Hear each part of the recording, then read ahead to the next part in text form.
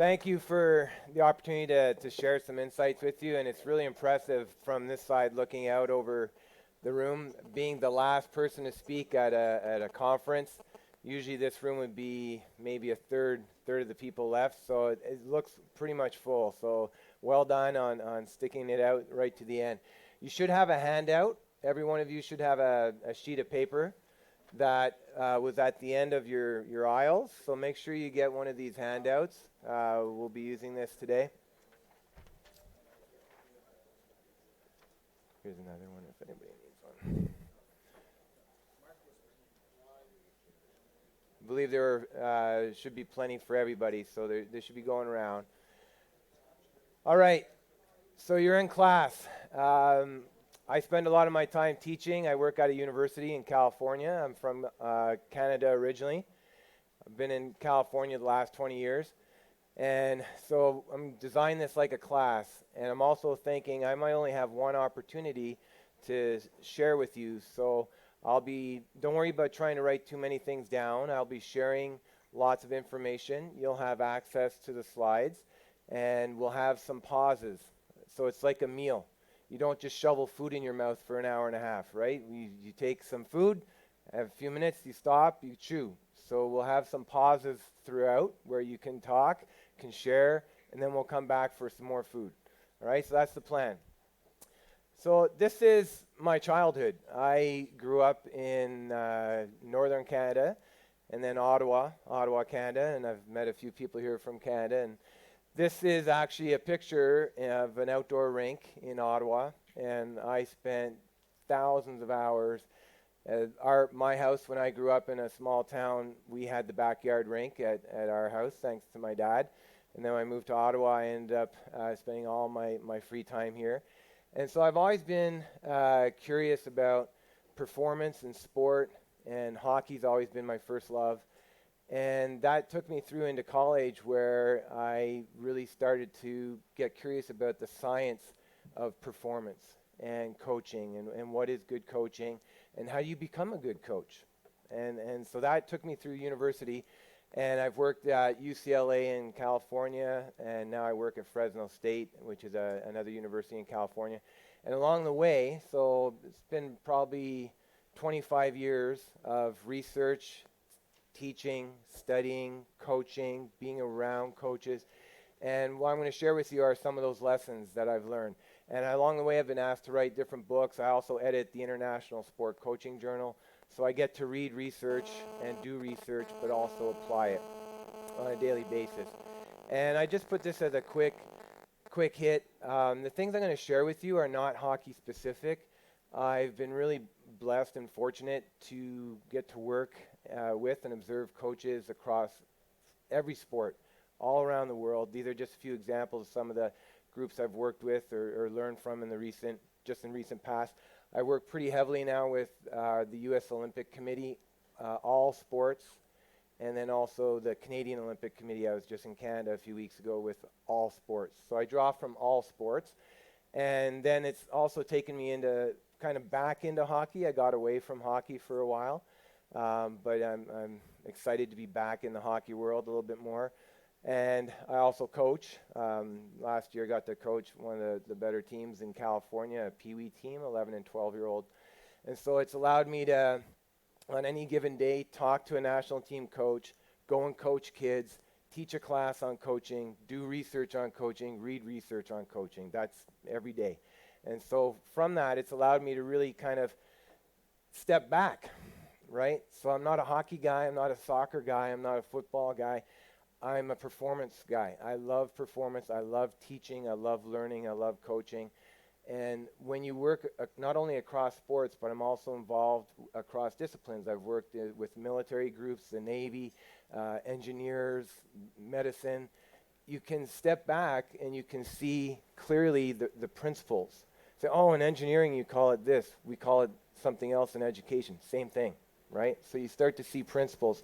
And so I want you to avoid, or as much as possible, get out of the habit of referring to best practices. This is a term we use quite a bit in English language anyways, best practices. We always search for the best practices. So I'm not necessarily going to show you best practices today. I'll show you examples of practices from lots of different sports. But I want you we're always going to start and end with the principles. So why does that work? Because then you can create your own practices. All right, so the first thing we're going to do is a little bit of get you moving and thinking. I would like you can write it on that sheet of paper that you got, that handout, or at least think about it. One word. I want you to write down one word that in your mind best captures great coaching. Great coaching is all about this one word. This is it. What's that one word? I'll give you, don't shout it out, just I'd like you to write it down or think about it. Give you 30 seconds.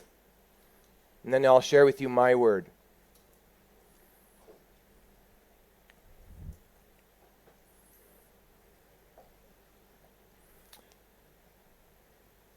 Okay, go ahead and share it with a partner or someone around you. See if anyone close to you has the same word. What's your word?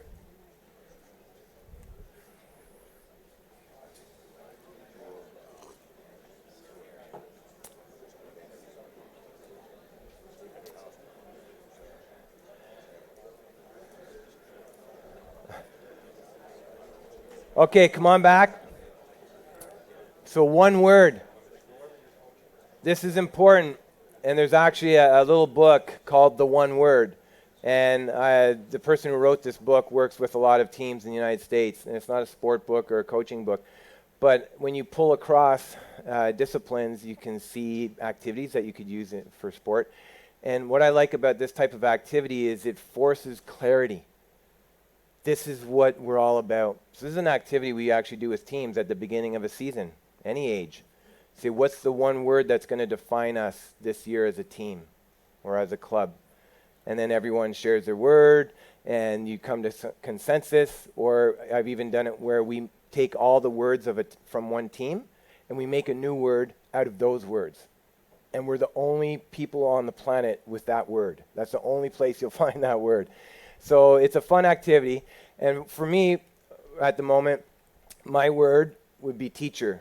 So a word that comes to mind, I see more and more when I'm around great coaches. They think and act like teachers. How many people are familiar with this story about the word coach? So it's interesting. You look around the room, I didn't see any hands go up. But a few years ago, I was being interviewed for an event. And partway through the interview, they said, well, you know what the word coach means, right? Because you're supposedly an expert in this. I said, yeah, someone who coaches. They said, no, what does it really mean, the root of the word? And I didn't know. And they proceeded to share this with me, and you can look it up. But the word originates from Old English aristocrats traveling throughout Europe in horse and carriage. They'd bring their children on long journeys, and they'd have a tutor teaching the children along the journey. And so that tutor became known over time as a coach because they traveled in the coach teaching the children. So we're teachers. By definition, we're teachers. We need to think like teachers and act like teachers. And one of the best teachers we've ever seen in sport is this guy here, a guy named John Wooden. And he was actually voted the coach of the 20th century.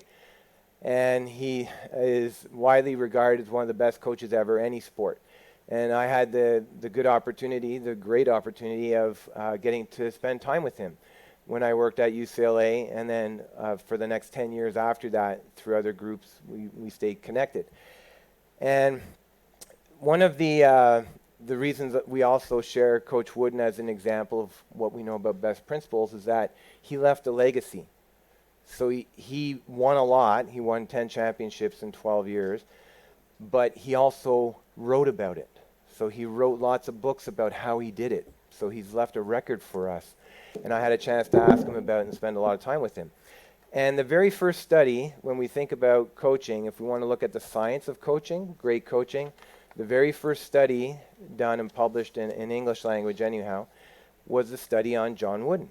And it was done in 1974 by two psychologists, because we didn't have sport coaching scientists. So two psychologists at the University of California in Los Angeles had an interest in human behavior. And at this point, his teams, Coach Wooden's teams, had won 9 championships in 11 years. And they decided one day, we should go and observe this guy. He's obviously pretty good at human behavior. He's doing something right. So they went and they sat in the gym for one entire year, one season, an entire season. And they never talked to him. They just watched him, and they recorded all his behaviors. And it's really important. We were very lucky because Coach Wooden didn't tell anyone at the time, but he decided at the beginning of that year that that was going to be his final year of coaching. But he didn't tell anyone. So it was the last chance to study him. And they won their 10th championship. And this is what they found. They found this. It's a simple little 2-page paper published in a psychology magazine, Psychology Today. And this is what he looked like over an entire season of coaching and practices. And when I do workshops, we go deeper into this, but I just wanted to show you the key thing here that should stand out is one of our greatest, arguably our greatest coach ever, was a master teacher. 50% of everything that came out of his mouth over an entire season was directly related to teaching. And then when you factor in modeling and re-instruction, almost everything he did for an entire season in practices was teaching, instruction and teaching. Very little praise, very little yelling and scold. It was all teaching. And I'm going to play this little video. This is a video, I think he was 91 in this video, and this is in his living room. And this is, I have access to some home video with him. And listen to how he describes his role when he was winning all these championships and coaching at UCLA. I often hear you say, when I was teaching at UCLA, and I notice a lot of times people ask you, well, were you a teacher as well as a coach? So I was wondering if you would just tell me, what does that mean when you say I was teaching at UCLA and you don't say I was coaching at UCLA? Well, if you're just coaching, I think it's different from actual teaching. And I felt that I was always a teacher. I think I've followed the laws of learning in basketball or baseball or tennis or whatever I taught as far as sports was concerned through the years, as much as I did teaching a youngster how to parse a sentence or something in English classes that I taught. I think we get away from the fact that we're just coaching is kind of like coaxing them to do something. Teaching is showing them how to do it and getting it to the point where they will do it automatically. So I always considered my teacher rather than a coach, yes. And tried to by example, teach by example too. And I think that's very important. Way back in the mid-30s, I picked up something, and I still don't know who it was. You might know who wrote it. No written word, no spoken plea can teach our youth what they should be, nor all the books on all the shelves. It's what the teachers are themselves. That made an impression on me in the middle 30s. And I never forgot it. So how many times did he say the word teacher in 90 seconds? He always referred to himself as a teacher, and he viewed the gymnasium where they practice as his classroom.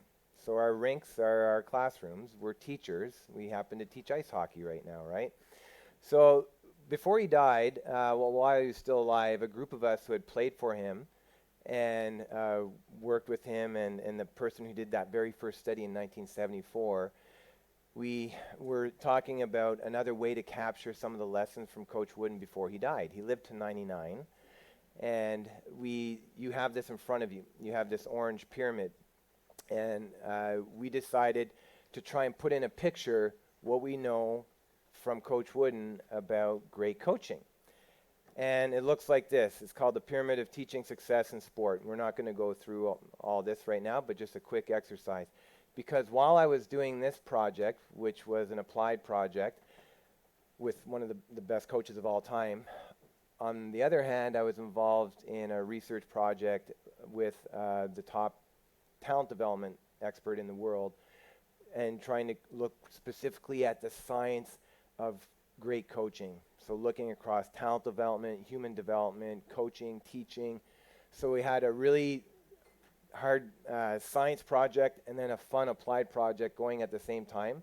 And when they overlapped, they matched up perfectly. So if you look at this, you notice it's not called the pyramid of coaching. It's called the pyramid of teaching success in sport. How many people have seen Coach Wooden's pyramid of success? So he has, across his life, it took him about 40 years to create a pyramid, a similar pyramid, for the athlete, for the learner. It's called the pyramid of success.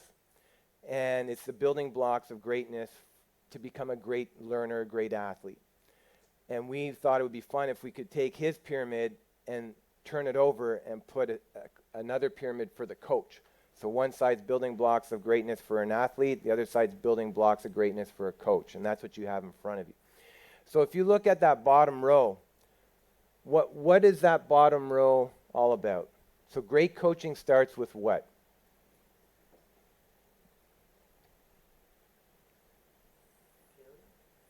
Caring for who? People, yes. In fact, when we look at the research on great coaching, great leaders, we would call that bottom row interpersonal knowledge. So great coaching is, and you've heard it throughout the seminar, great coaching is about people. You coach people. Really, when you think about it, you coach people first who happen to play ice hockey. You're in the people coaching business. At the moment, you happen to be coaching people in ice hockey. So it's about people. We start with people. And the key for making great connections with people is trust. And we talked about it a little bit already. Without trust, you will never achieve what's possible. You may have some short-term success, and you do see that with some teams, but you will not have durable success. Durable success requires high trust, and there's lots of research across fields to back that up. High team trust, greater likelihood of performance success. Low team trust, more likely to have issues. And I put this picture of a piggy bank because when I work with teams and athletes, they like images. I say, okay, think of trust this way. Trust really is like a bank account.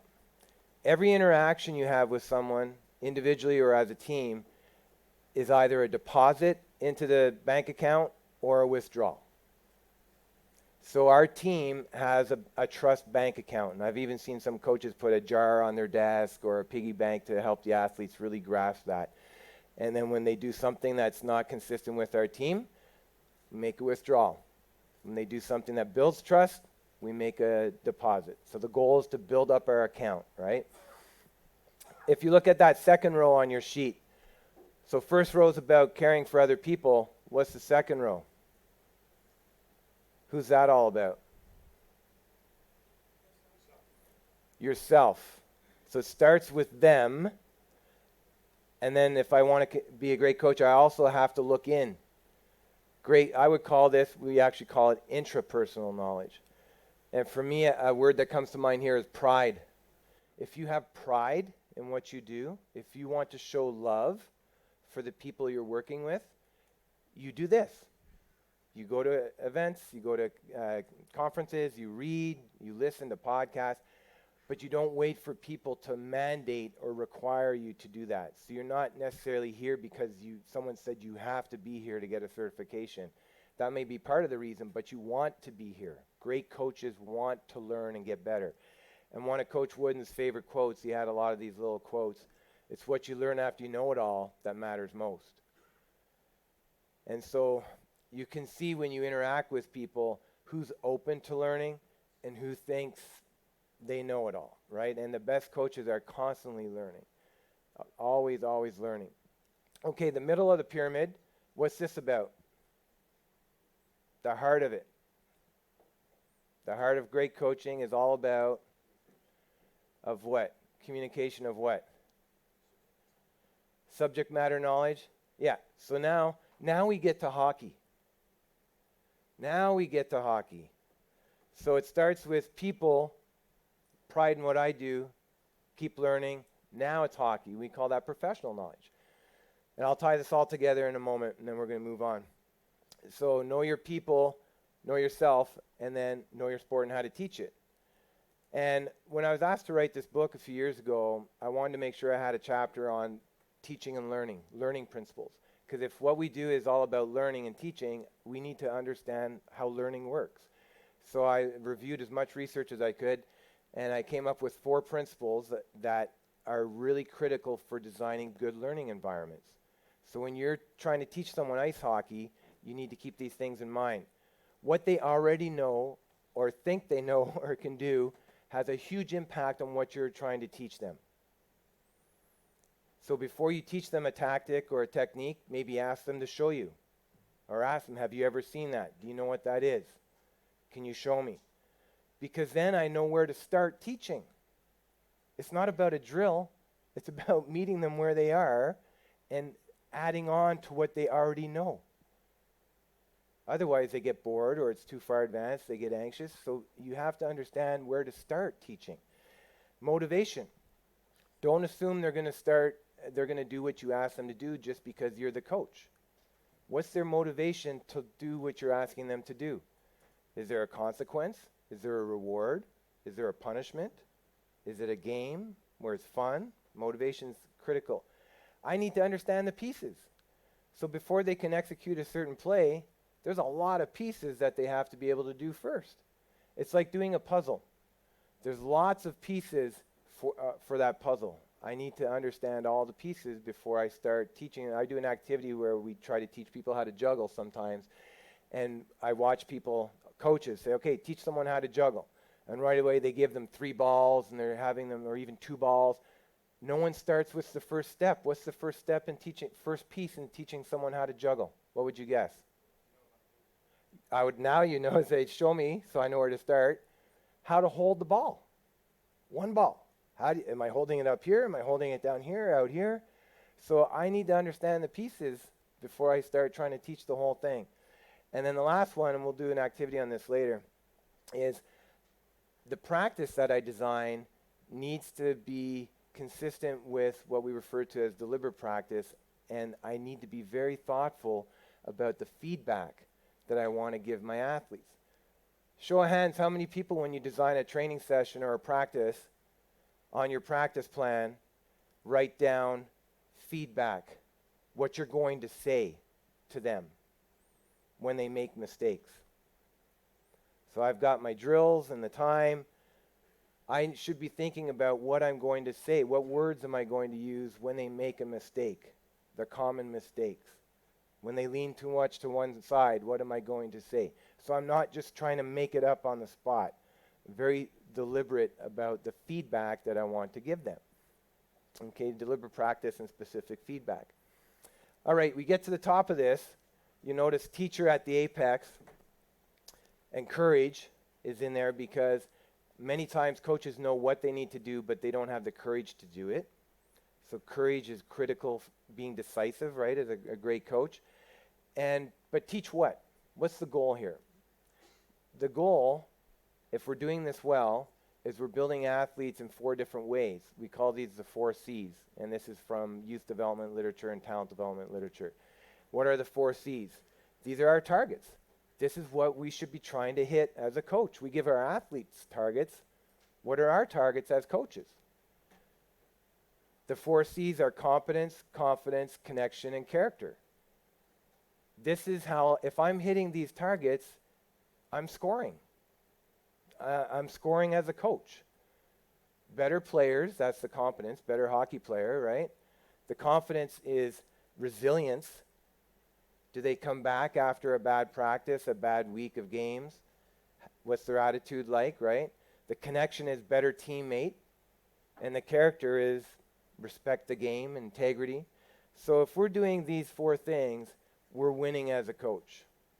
And I put that quote in the center there, what gets measured matters. Because if you're not measuring these things, you're just hoping they happen. So I would encourage you to ask yourself and in your clubs, do we measure these things? It can't be implicit, like, oh yeah, we cover that, they get that, the game provides that. No, it doesn't. We need to be deliberate in terms of teaching these things. So to sum it all up, and this Aku mentioned it earlier today, this is a big component of the quality coaching and coach development framework that we're working on, and Frauke is working on that with us, and many of you have provided feedback. But think about it this way. Great coaches know their athletes, they know themselves, they know their sport and how to teach it, and they know what they're aiming for. They know what the targets are. And there's 40 years of research across disciplines, and that's about as simple as I can put it. If you're doing these things, you're on the right path as a great coach. Okay, so let's get into what coaches actually do. So when I was asked, it took about almost 4 years to write this book, and I vividly remember a friend asking me when I was asked to write the book, said, "Oh, it won't take you long, right? You've been doing this for 20 years, 25 years." I said, "Yeah, I shouldn't. I have a few months put aside to work on that." But it's like anything. Once you learn more about something, you learn how much you don't know. And by the time I finished the book 4 years later, I really didn't feel qualified to write a book about this and realize how much I don't know. But we decided to organize the book into these 4 moments, because great coaches win moments. Great coaches learn how to navigate the moments. And all coaches go through these 4 moments. You all have an in-season, or a preseason rather, when you bring your team together or create a team. Then you move into another moment, which is your in-season, where you coach, practice games. Then your season ends. That's a moment. And then you have an off-season. It might be a few weeks, a few months. Great coaches learn how to win each of those moments, and then you keep evolving. So I'm gonna pull out on. If you flip over that handout, you have. I know I apologize, it's small, but when I finished writing the book, I put a challenge to myself to try and summarize the key principles that I learned in each of those moments on 1 page. So these are, we know, research and practice. These are what great coaches do in each of these moments. So I pulled out 2 or 3 for today that we're going to work through. All right, so preseason. I got a team, a group of players come together. What do I need to do to win that moment, to win my preseason moment? I want to make sure that I have absolute clarity of purpose, values, and shared standards. This is critical to winning my preseason. This is a picture close to where I live. This is Yosemite National Park. Some of you may have been there or recognize it, Half Dome in the far side. And this is a climber, a world-renowned climber. And this is a quote from him when someone asked him, "Why do you do that? That's crazy. Why would you do something like that?" And his response is, "I don't climb rocks to get on top of rocks." And that's important because people don't play hockey to win a hockey game, especially kids. Winning's important for sure. But when it gets tough and you're not winning, which will happen, right? You need to be able to rally people around your purpose. Why do we play? Why do we have a club? It's not to put trophies in a trophy case. There's a deeper meaning for that. The best clubs and best coaches understand that. This is one of our most successful American football coaches, a high school coach, and he went undefeated in 12 years. So imagine going undefeated 151 games, 12 years with 15 and 16-year-old kids, different kids every year. Unprecedented. The previous record was in the 70s. So unprecedented. And in fact, they made a movie about him. Some of you may have seen it. It's called When the Game Stands Tall. And the book, I highly recommend the book. But Disney made a movie about him. And it shares a lot about how he did that, because he put so much emphasis every year, every season, on teaching and reinforcing our why we play football. And you may have seen this other book, Simon Sinek. He has a very popular book, several, but one called Start With Why. Again, not a coaching book, but really important for coaches, to help you understand how important it is to start with why we play hockey. And for him, I just mapped his football coaching philosophy onto this why. So for him, it's a calling. Why do you coach? For him, it was a calling. The what? The winning football and better football players, that's at the end. You start with the why, not the what. I highly encourage you to look him up. He has some good TED Talks if you want.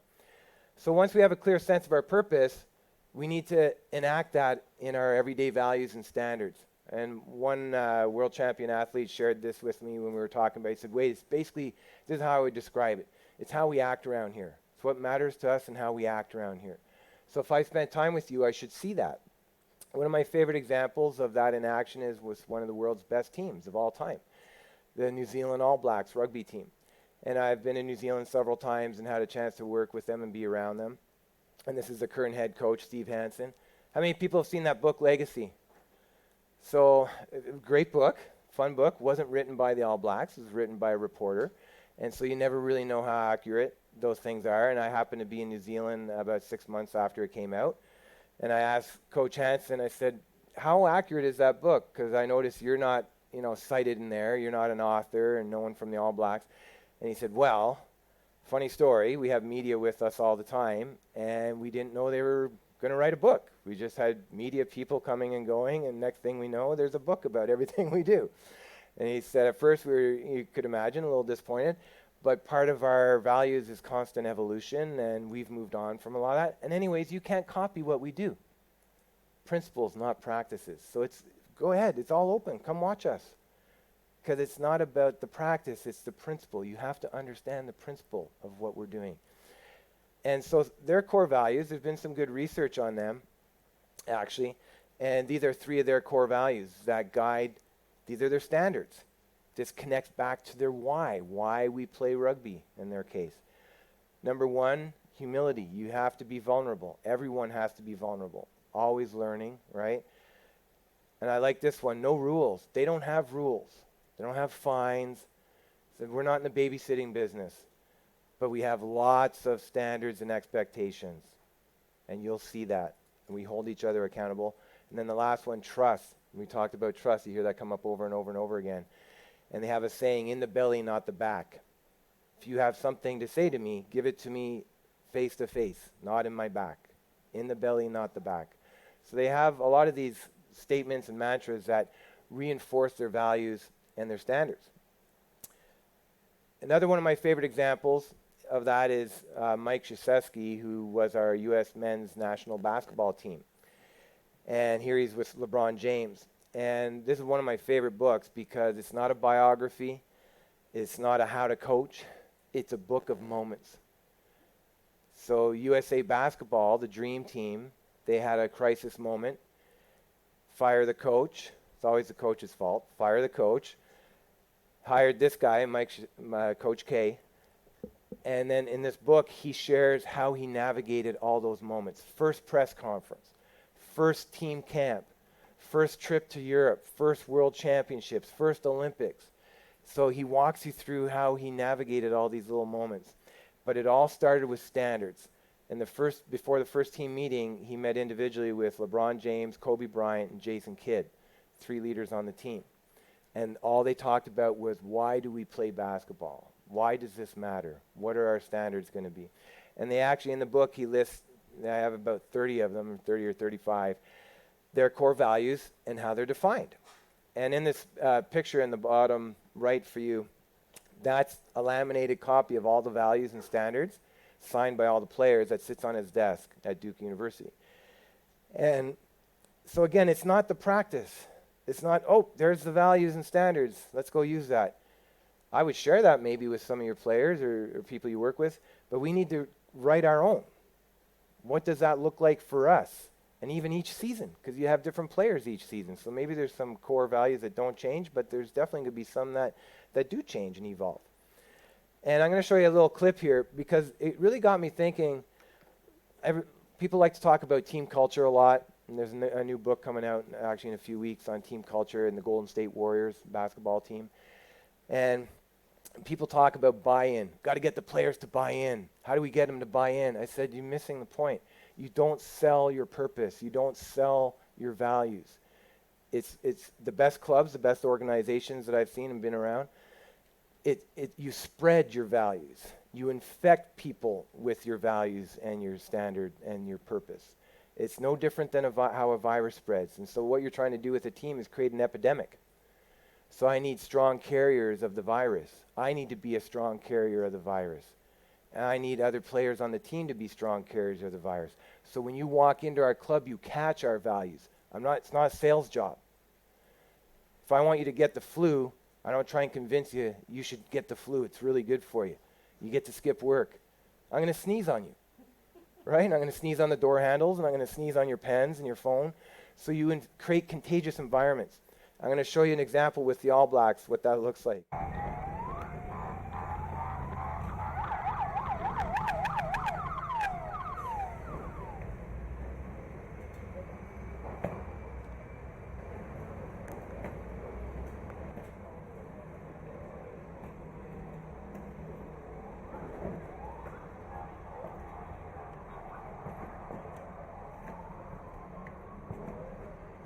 Okay, the person that in the black shirt at the end of the video in the hotel at the end of the line was the head coach. You'll see that happen everywhere around the world. Train stations, airports, hotels. I've seen it in action. The team unloads and loads, and the first person in the bus or the back of the truck or in the hotel is the coach. If we really value humility, you'll see, we're going to act it. We're going to live it. And then how can you not? You have to fall in line, right? You catch it. You catch their values. And then someone sent me this picture just recently. You know, Larry Robinson. This was outside the locker room, St. Louis Blues. And you see the caption there, 9 Stanley Cups, Hall of Famer, and he's packing gear. He doesn't need to do that. But he does. If you really want to model your values and infect people with your values, you have to be the strongest carrier of the values. And so I thought that picture was a great example of that. So I'm going to give you 2 minutes to kind of digest and just think about these questions. You can talk about them with some people around you. If I spent a day with you, would I be able to identify your values? I should see it in the way you act, in the types of things you do, rituals, routines. And then do we reward them? So do we reward our athletes when they enact our values and our purpose? I'll give you 2 minutes to talk about that, and then we'll come back. Okay, come on back. So we won't finish any discussions today. We'll just be starting and continuing. So the next few moments will be a little quicker. This was all to kind of set the stage. So we have a team. We started to build on our values. Rituals and routines are really critical. How do you start a practice? How do you end a practice? How do you start a game? How do players enter a locker room? Right? Adam Graves played with the Rangers, shared one time every player had to walk in the room and shake every other player's hand when he walked in. Or at least greet your players, right, at some point. Okay, you get in season. Now it's game on. Now you're coaching. And it's hard to do a lot of new things during the season because you're just keeping up. Game, practice, game, practice, practice, practice, game. So what do great coaches do in that moment to win their in-season? And 3 big ideas I pulled out: motivational climate, the type of climate they create, how you design practices, and then what you do in a competition. So the environment you create, how you design a good practice, and how you coach to win in a game. All right? This is a picture a few years ago in Italy at the end of the World Championships in volleyball.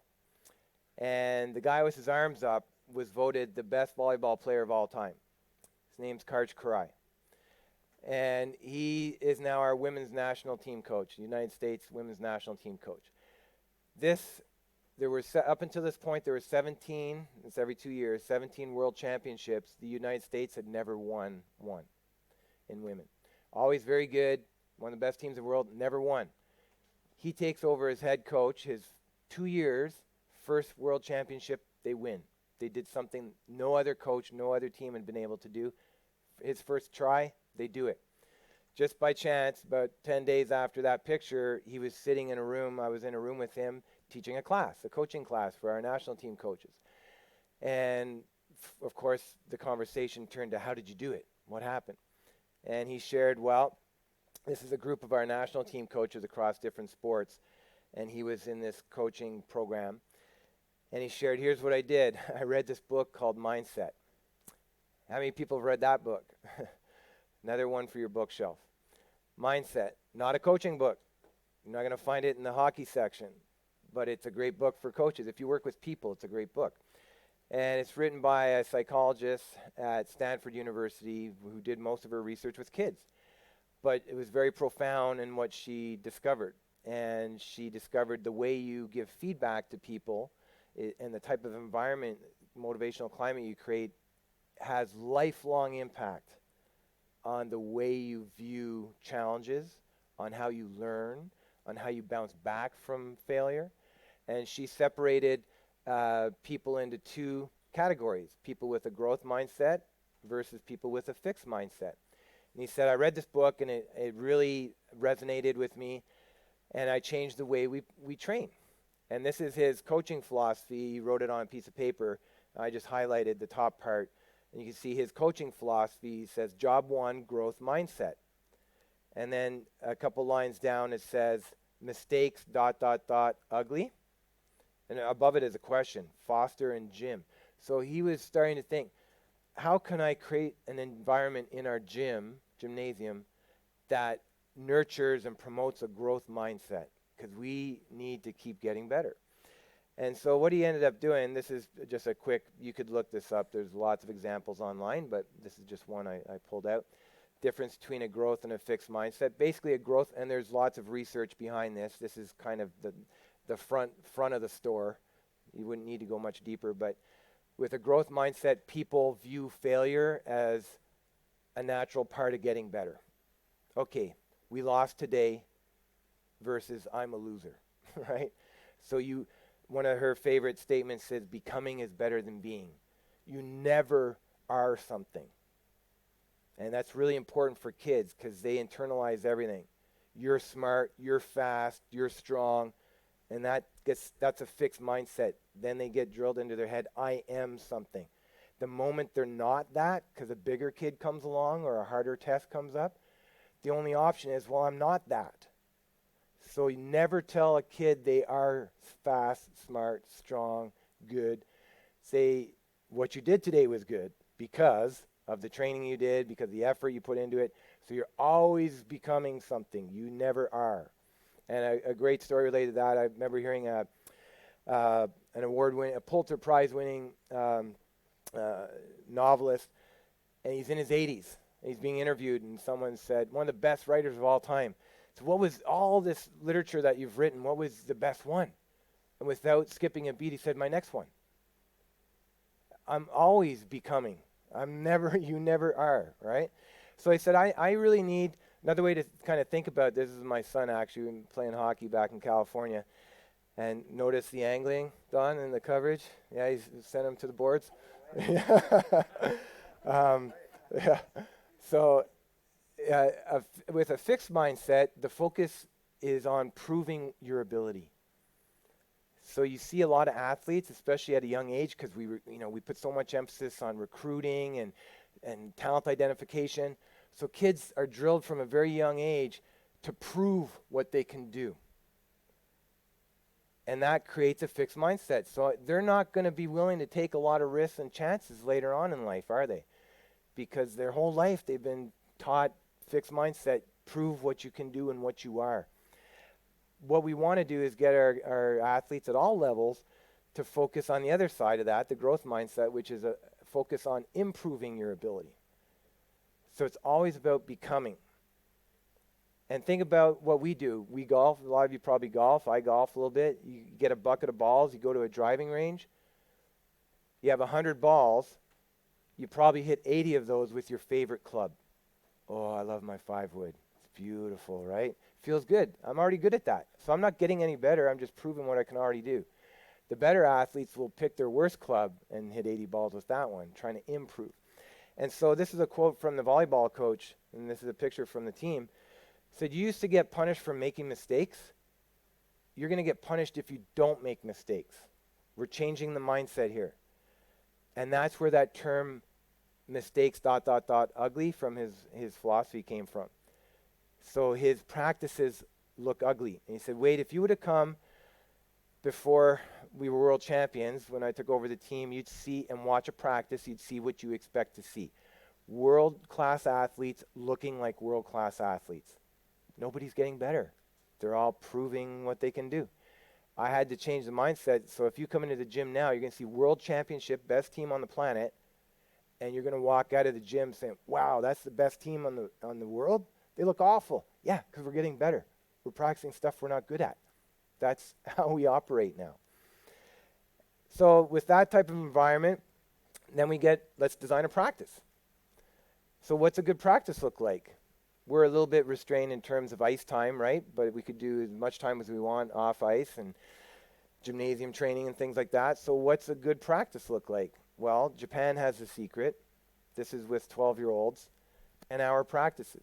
They run 10-hour practices. How many people run 10-hour hockey practices? Nobody wants to put their hand up for that one. Yeah, I remember playing probably 10 hours a few days on the outdoor rink, but we wouldn't run a 10-hour practice. But there is this mindset that more is better. Train more, train more, train more, train more. But, and drills, right?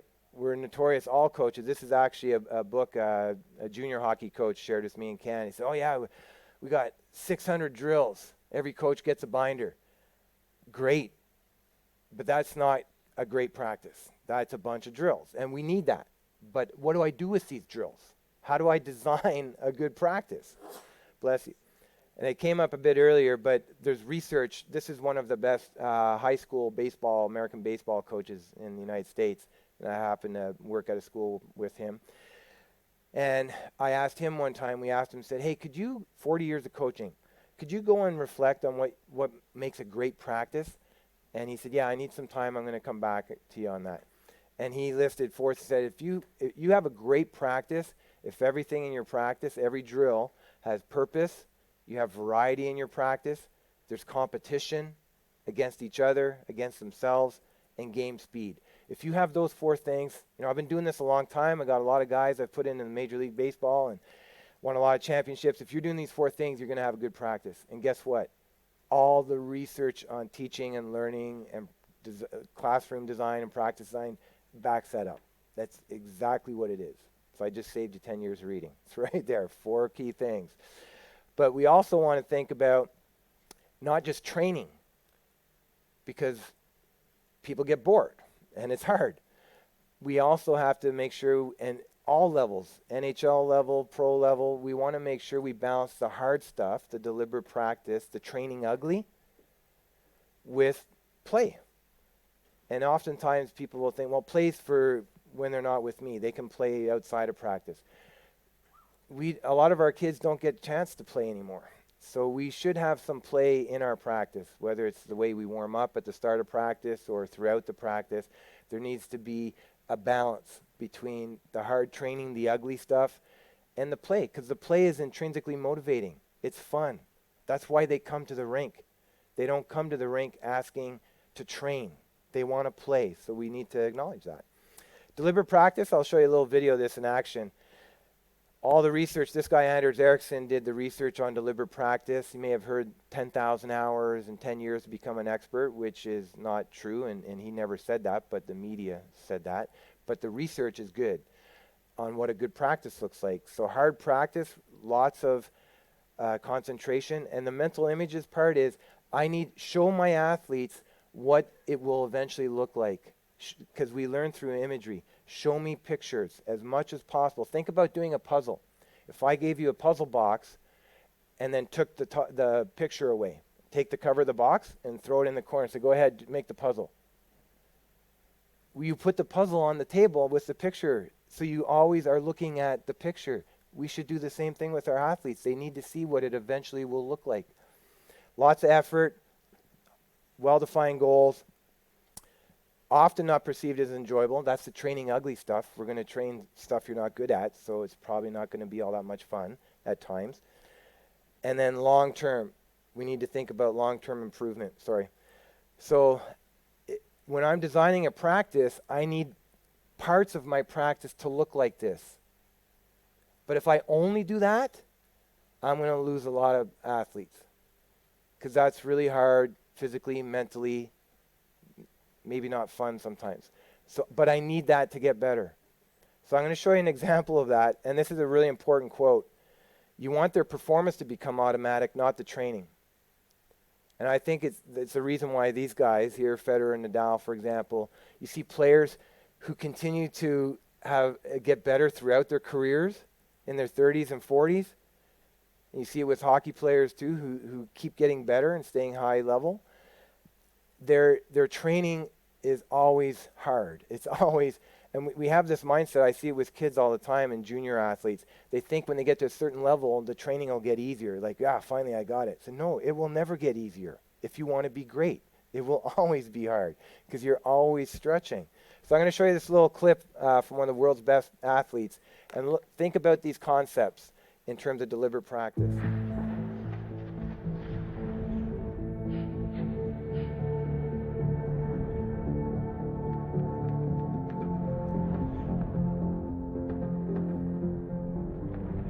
There are fighters out there that have more physical ability in one area than you, but they don't take what they have and use it in the ring, mentally and technically, the way you do.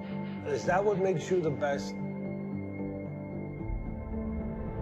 I train very hard. I use special exercises. I'm not training like all boxers. Your teacher is your father. Was it difficult with you and your father? Was there trouble sometimes? Yes, of course, of course. He has his mind, I have my mind. Sure. And sometimes we have a problem, but it's work. It's very special though. All the things that your father taught you since you were little was all about learning how to control your fear, to be stronger than anybody else mentally. How did he do that? On my boxing life, he give me surprise. He give me special exercises. I walk on my hand. I do not boxing exercises. Yeah, unconventional, different. Yes, They're yes, very yes. different. Always, it's not my head, not my mind saying me, hey, you need to do this. Always it's my father, hey, come on, man, come on, let's go. You can. Then I think what I can't do this. He showed me, hey, you can. And after that, when I do, I believe. That's the mental strength, confidence, belief. Yeah. All the things that you trained since you're 6 years old to be. Your body is good, but your technique makes you better. But if I didn't have my strong The body, technique would I mean- can't use my technique. Yeah, I understand. And in a boxing, I respect, I love. Then a boxer can use all skills, everything in a fight.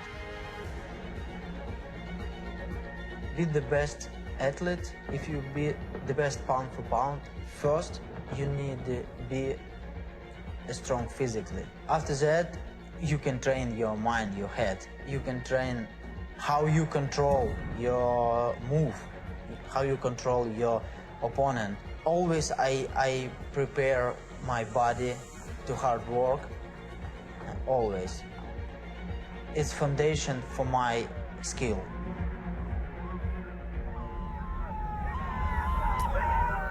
All right, deliberate practice in action. And there's even a great line there where he says, I train boxing, not boxing. Like, it's not traditional boxing, but it's always stretching. It's always hard. All right, the last little piece here before we switch over to the next section is games. So we have an idea of the climate we need to create. We know a bit more about how to create a good practice. What do we do in the games?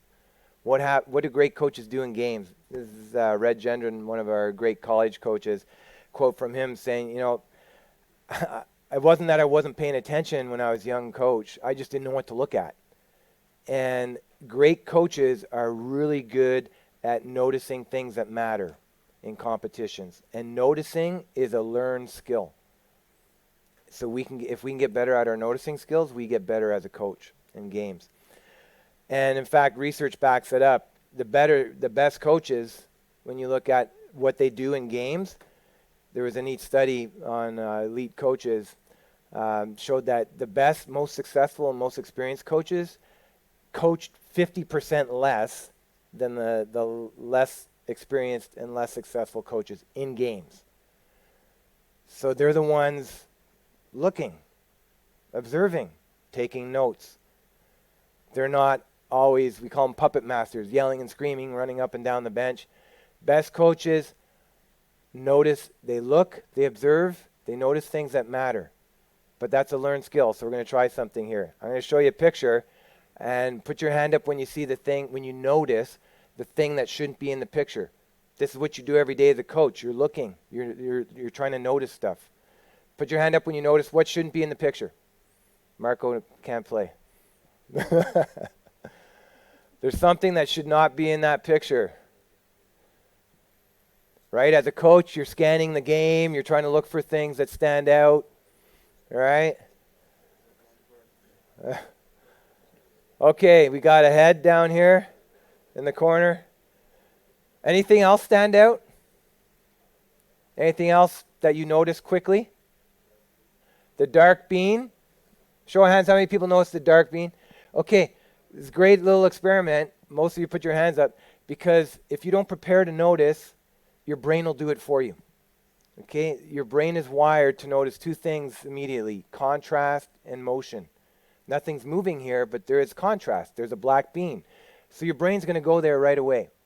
And that could be fatal when you're coaching, right? If you don't prepare a plan to notice things that matter, your brain's going to pick up stuff on its own. And then you missed it, or it's not important. So we want to make sure we prepare to notice. Now I'll show you this little video, fun little video on the level you can take that to. Because before we do that, I'll just show you this one. Just read this quote. This is, again, our one of the best coaches in the world, our men's basketball coach.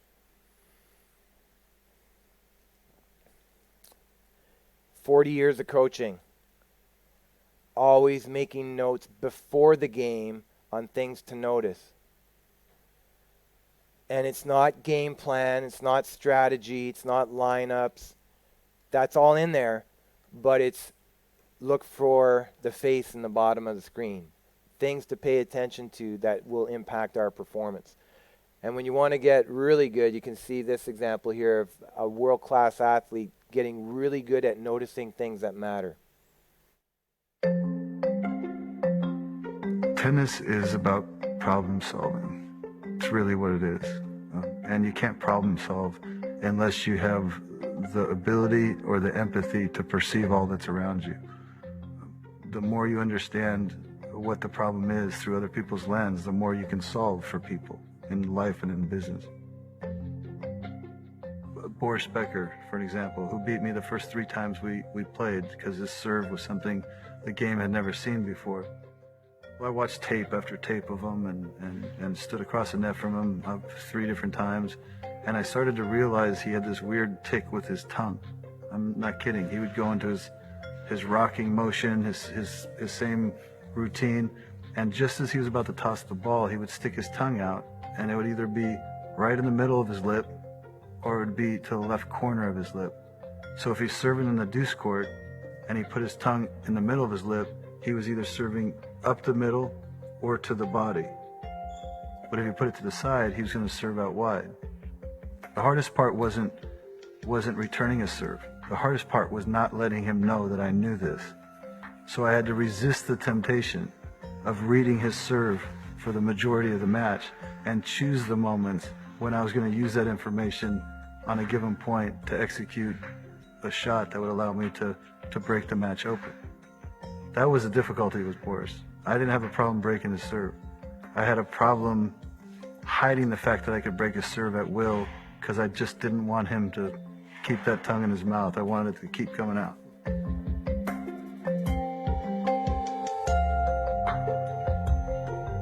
So I told Boris about this after he was retired because I just showed really good judgment from my own self-preservation and didn't share this with him before. I told him at Oktoberfest. We went out in Oktoberfest in Germany and had a pint of beer together, and I couldn't help but say, by the way, did you know you used to do this and give away your serve? He about fell off the chair, and he says, I used to go home all the time and just tell my wife, it's like he reads my mind. And he said to me, little did I know you were just reading my tongue.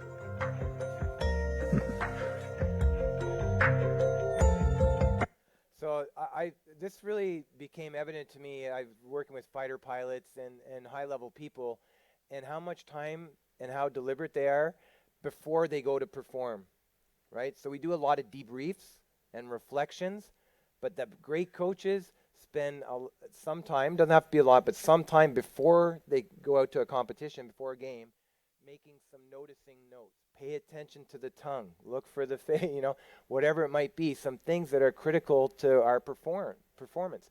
The last example I'll share with you, this is Joe Madden won the World Series of Baseball with the Chicago Cubs a few years back, which was monumental, first time in 100 years. Don could probably talk about it quite a bit more. He was there, I'm sure, and lived through it. Game 7. So went to Game 7, World Series, biggest game, one of the biggest games ever in that sport. And it was rain delay, so it was very dramatic. This is his actual lineup card. So again, it's not, as a coach, when you think of these principles, I don't want you to walk out here and, now I have to do all this extra stuff. Look at what you're already doing and reshape it a little bit. Look for what we call leverage points. Don't just keep adding stuff. So what are you already bringing with you to a game? I already got a lineup card. Great. Can we write some little notes on there? So he has these little scribbles on his lineup card. And I just pulled out a few. One says, be present, not perfect. So again, it's a reminder, hey, we don't need to have big plays and great plays. We just need to be here. We need to be focused. So a little reminder. Another one he wrote, just 3 letters, DSB. That was a mantra that the team used all year. Do simple better. We just need to do simple things better than the other team. That's all we need to do. Okay?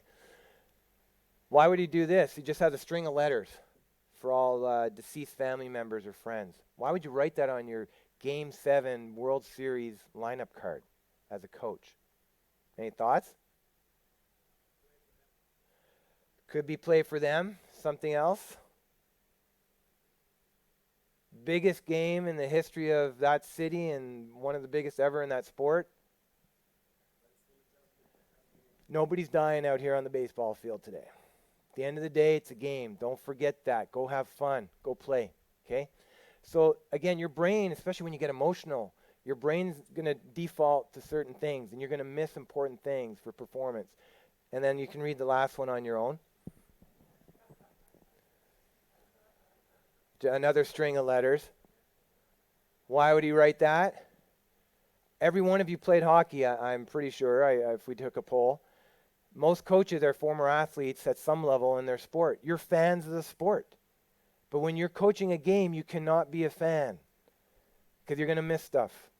And it's natural to fall into fan mode. Oh, man, did you see that play? Wow, yeah, but you missed something over here. You're working right now. So you have to... So he knew he could slip into that as a reminder. Hey, remember why you're here. So I'm going to leave this with you for 5 minutes, and we'll do one last chunk. Give you 2 minutes. You can think about this, share with a couple people, and then we'll do one more section for about 10 or 15 minutes here. What would these principles look like for you? We have about 10 to 12 minutes. Okay. I'm going to jump ahead to the off season. No 2 times. I do thousands of these things all over the world, but they're never the same because I was actually making changes to slides over lunch right up to the last minute based on things that happened earlier in the conference. And so you never really know exactly how it's going to take shape till you try it. So we're going to jump to the last chunk, and you'll have access to the slides and other resources you can fill in. So we get to the end of the season. The end of a season, or off season. So off season, what do we know about great coaches and what they do to win that moment?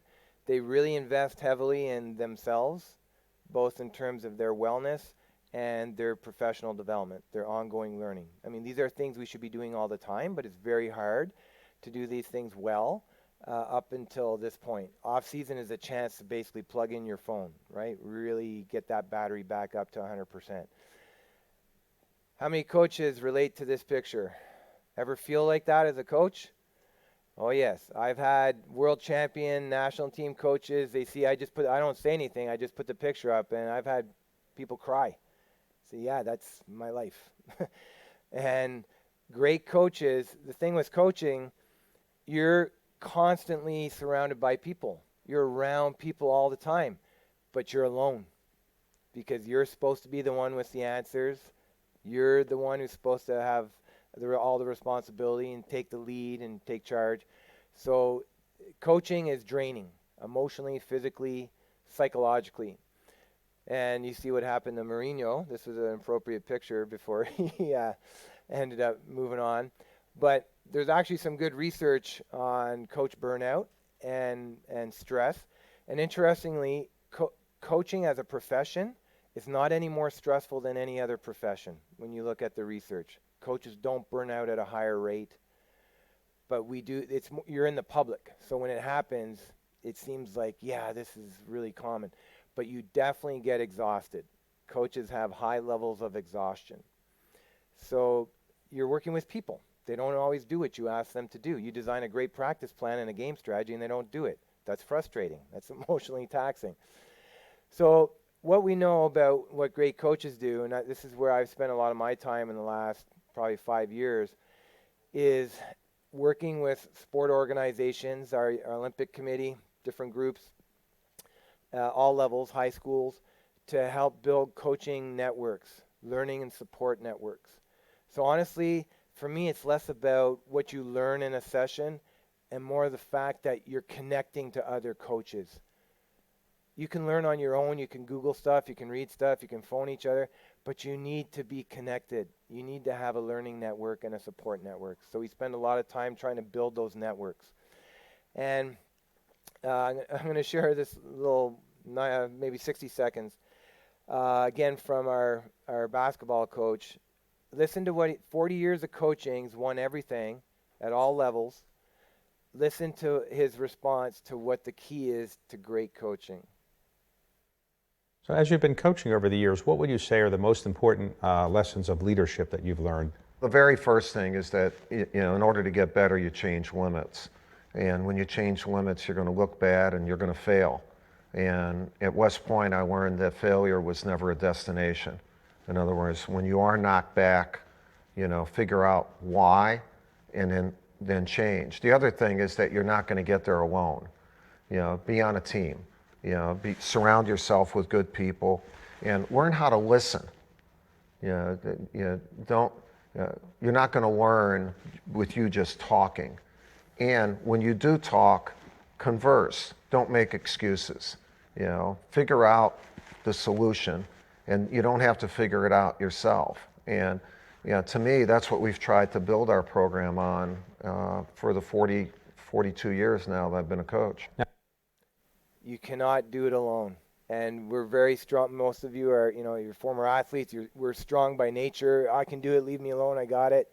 You need to build a network around you to have a long, successful career. And I like this image because you think about all the support we put around our athletes. Athletes have therapists, nutritionists, psychologists, strength coaches, other athletes, peers, parents, family, friends. Agents, right? Who do we put around the coach? Who is supporting the coach? I think Kevin mentioned it earlier, like who's coaching the coaches? You're out there all by yourself. And I remember having this conversation with a commissioner of a sports league, and I said, wow, you have this huge initiative, tens of millions of dollars you've put into athlete wellness. And I was looking at all your resources and your institute. I missed the coaching section. So, yeah, we don't have one. I said, yeah, well what about the coach wellness and the coach support? So we want to make sure, these are some books that coaches and athletes have given me over the years that I've found helpful to reinforce that idea.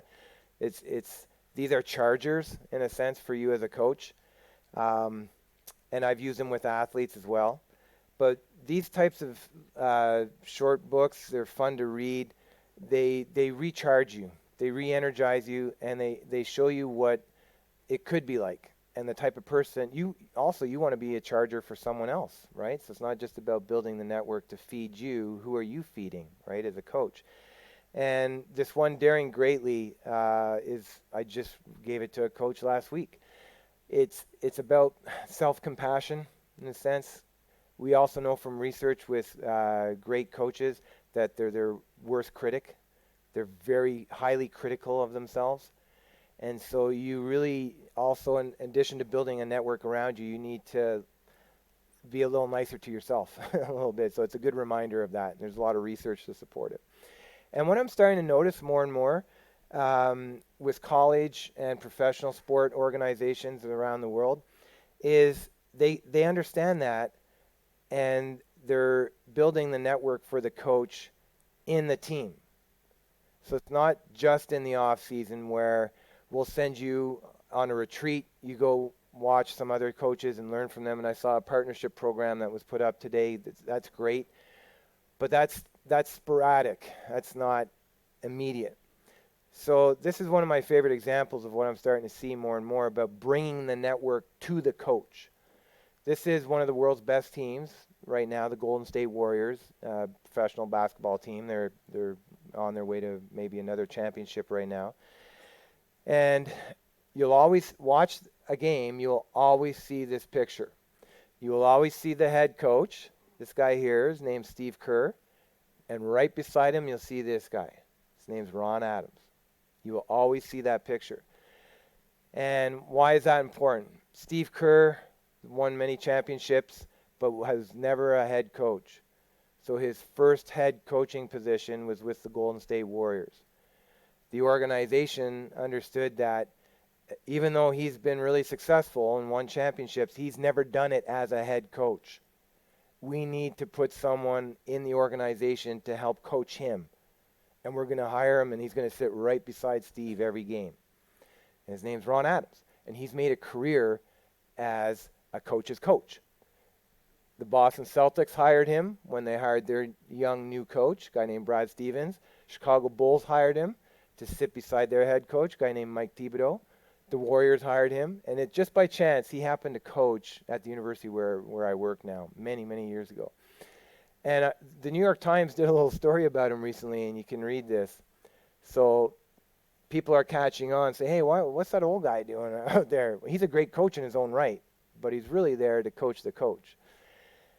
And this is a quote from Steve Kerr, the head coach, saying, I wanted a truth teller. I want someone with me all the time who can keep me charged, can give me good, honest feedback right now. So not after the game, off season, in the game right now. So I can do something about it right now. And the Los Angeles Rams, if you follow American football, Sean McVay, youngest coach, head coach, he's I think 29, young guy. They hired a staff around him of old veteran coaches, right, to keep him charged. I've seen it, and I've seen this happen at the college level too, more and more.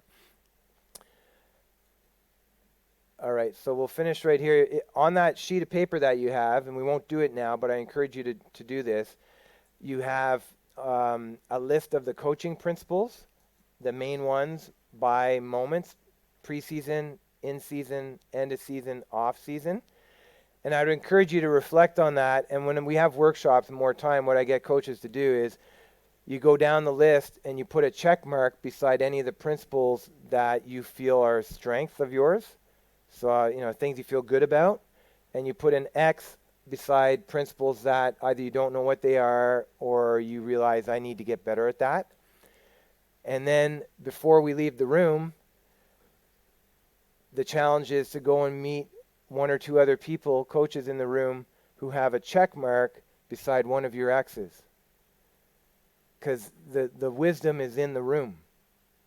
It's right here, across a club or in a school. So then we connect and share local wisdom to grow and build together. So this is where we end. We went through these 4 phases. We skipped over the end of season part. There's lots of free resources online if you did want to learn more things. I regularly share little commentaries, things that other coaches and people share with me on social media. So these are free. There's webinars, there's open access, all kinds of stuff. And then the publisher asked me to share a discount code if you did want to go deeper and learn more about some of the things I shared. This code is good until June 1. And at that particular website, at the UK website, if you wanted to get a discount and get that resource and look at that a little bit more. So I appreciate, this is a long day, a long 2 days, and it's amazing that you're able to stay fresh throughout the whole time. I really appreciate the opportunity to share with you and go have fun playing hockey. Thanks.